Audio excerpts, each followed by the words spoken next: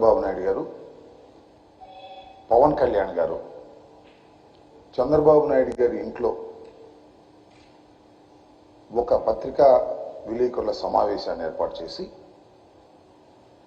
దానిలో ఏ ఏ స్థానాల నుంచి ఏ ఏ పార్టీలు పోటీ చేస్తున్నాయో ఒక పాక్షికమైనటువంటి లిస్టును రిలీజ్ చేశారు. ఒకటైతే చాలా క్లారిటీ ఇచ్చారు. జనసేన అనే రాజకీయ పక్షం 24 శాసనసభ స్థానాలకి 3 పార్లమెంటు స్థానాలకి మాత్రమే పోటీ చేయబోతుంది అనేది. ఇంకొకటి రహస్యంగా పెట్టారు. మరి అది నిజమో ఒట్టిదో, భారతీయ జనతా పార్టీ కూడా ఈ పొత్తులో ఉంది అని చెప్పారు. కానీ వెనక సింబల్స్ వేసింది గ్లాసు సైకిలే వేశారు లోగోలో. పొత్తులో ఉందో లేదో వాళ్ళు చెప్పటం తప్ప భారతీయ జనతా పార్టీ వాళ్ళు మేము పొత్తులో ఉన్నామని ఇంతవరకు చెప్పలా. మేము జనసేన కలిసి పోటీ చేస్తున్నాం అన్నారు తప్ప మేము తెలుగుదేశము జనసేన పోటీ చేస్తున్నామని చెప్పినటువంటి సందర్భమే లేదు. కానీ వీళ్ళిద్దరూ మాత్రం భారతీయ జనతా పార్టీ మాతో పొత్తులో ఉంది, 6 సీట్లు కూడా ప్రకటిస్తామని చెప్పారు. సరే, ఉండా మాకేం అభ్యంతరం లేదు, లేకపోయినా మాకేం అభ్యంతరం లేదు. నేను టోటల్గా చెప్పదలుచుకుంది ఏంటంటే చాలా కన్ఫ్యూజన్గా ఉన్నారు. ఎక్కడా స్పష్టత లేదు.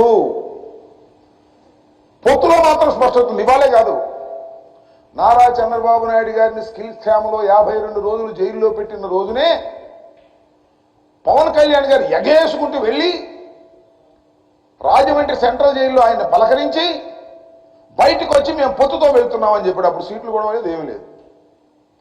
పొత్తులో వెళ్తున్నామని చెప్తే చాలా మంది అమాయకులైనటువంటి జన సైనికులు, అమాయకులైనటువంటి కాపు సోదరులు ఏమనుకున్నారంటే ఈ పొత్తులో ఈసారి మా పవన్ కళ్యాణ్ ముఖ్యమంత్రి అయిపోతాడు, గ్యారంటీగా ముఖ్యమంత్రి అయిపోతాడు అని అనుకున్నారు. ఎందుకంటే అంతకుముందు కూడా చాలా సందర్భాల్లో జన సైనికులు, మా కాపు సోదరులు సీఎం సీఎం అని పాపం గొంతు చించుకొని అరిసేవారు. ఈసారి ఎవరైనా సరే సీఎం అవుతాడు మా పవన్ కళ్యాణ్ అని. చంద్రబాబు నాయుడుతో కలిసిన తర్వాత గ్యారంటీగా సీఎం అయిపోతాడని ఒక భ్రమంలో పడ్డారు. ఎందుకంటే అక్కడక్కడ చంద్రబాబు నాయుడు చెబుతున్నాడు, చూశారుగా మీరు, నాకు సీఎం ఏమన్నా కొత్త, సీఎం నాకేం కొత్త కాదు, నాకేం అవసరం లేదు, ప్రజల కోసం అంటున్నాడు. ప్రజలంటే పవన్ కోసం అనుకున్నారు కొంతమంది అమాయకులు. 60 సీట్లు అన్నారు, 70 సీట్లు అన్నారు. 3వ భాగంతో పోటీ చేస్తామని ఈ పవన్ కళ్యాణ్ గారే చాలా అట్టహాసంగా ప్రకటన చేశాడు. అందరూ చాలా ఉత్కంఠతో ఎదురు చూశారు, ముఖ్యంగా జన సైనికులు. మా పవన్ కళ్యాణ్ 60, 70 తీసుకుంటాడు.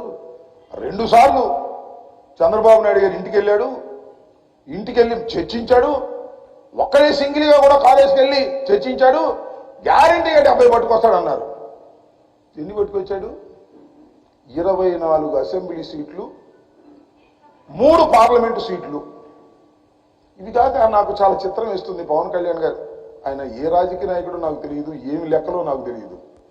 ఆయన 24 అసెంబ్లీ సీట్లు, 3 పార్లమెంటు సీట్లు అంటే ఒప్పుకోట్లా. మీకు తెలీదు, మొత్తం 40 పోటీ చేస్తున్నాం మనం. నమ్మండి జన సైనికులారా, అమాయకులు అనుకుంటున్నాడు జన సైనికులు. ఎట్లాగంటే 3 ఏళ్ళు ఉంటారు కదా, 3 పార్లమెంటులో 3 ఏళ్ళు 21 ఉంటాయి.